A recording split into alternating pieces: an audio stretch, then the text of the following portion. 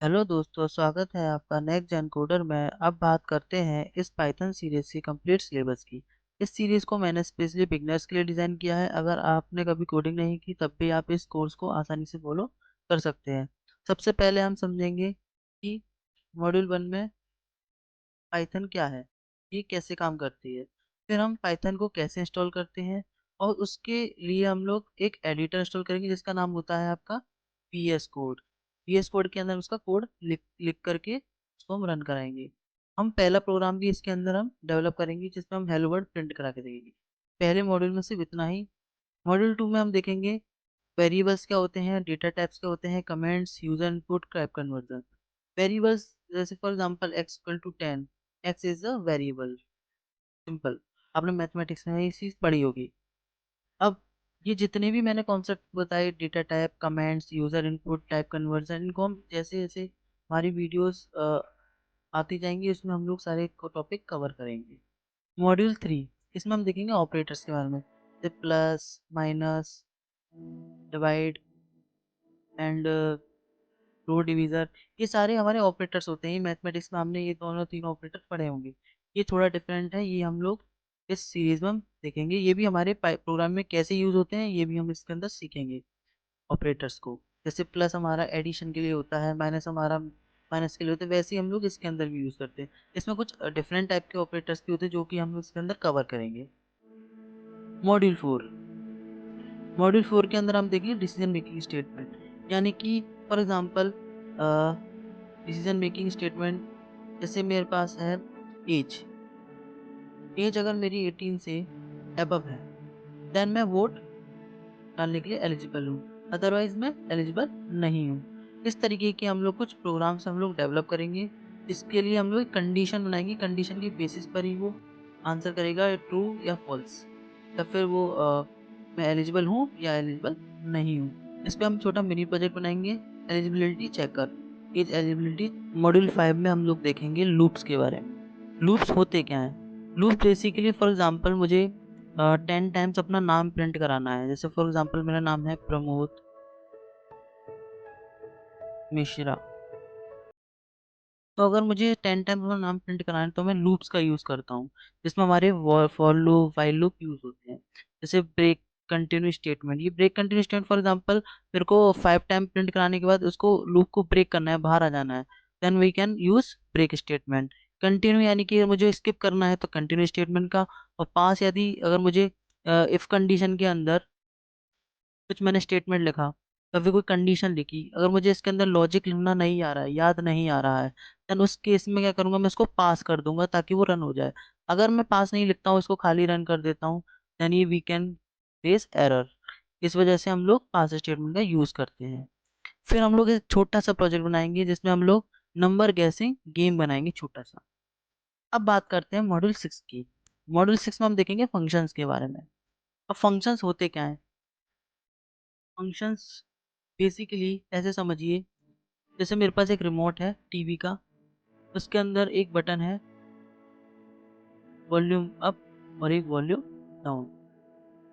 हर button का एक अपना खुद का एक टास्क होता है। जैसे वॉल्यूम अप का अगर मैं प्रेस करूंगा, जैसे मैंने 1 टाइम प्रेस किया, 2 टाइम प्रेस किया, 3 टाइम प्रेस किया, देन वो उतनी बार उसको वॉल्यूम को अप अप करेगा।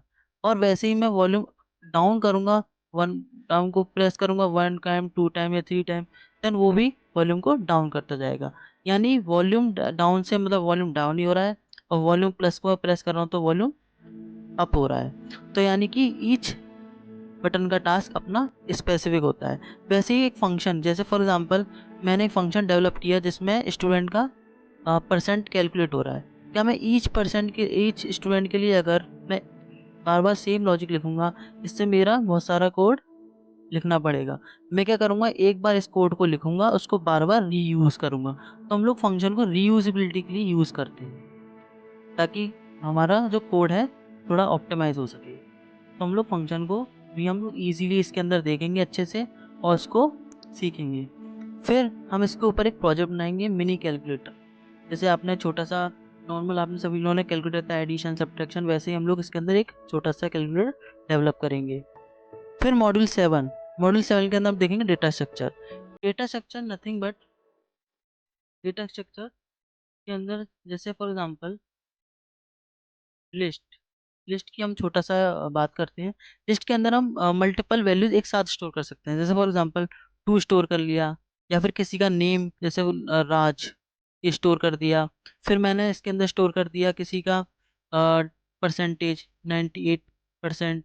कुछ इस तरीके से हम लोग मल्टीपल टाइम के डेटा टाइप इसके अंदर हम लोग स्टोर कर सकते हैं। वैसे ही टपल है, सेट है, डिक्शनरी, ये सारे इनबिल्ट डेटा टाइप्स हैं जो कि हम एक के बाद इनको अच्छे से सीखेंगे।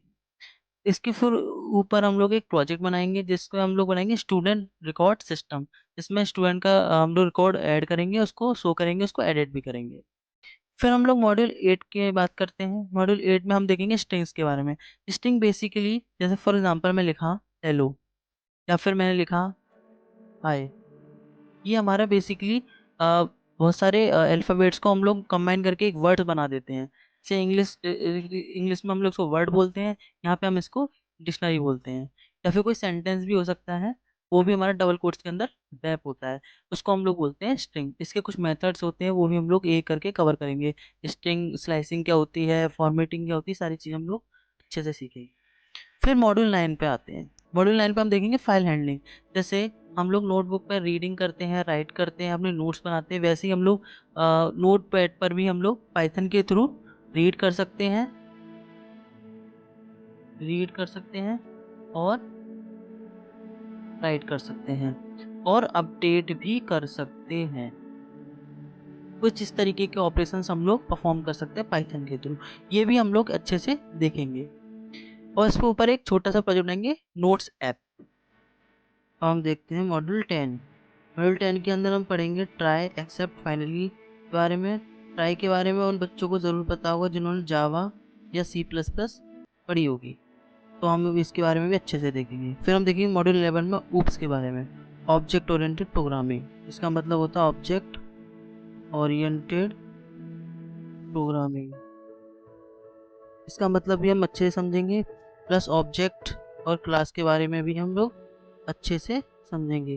जिन्होंने जावा या सी प्लस प्लस अच्छे से पढ़ी होगी, उनको ऑब्जेक्ट और क्लास के बारे में अच्छे से पता होगा।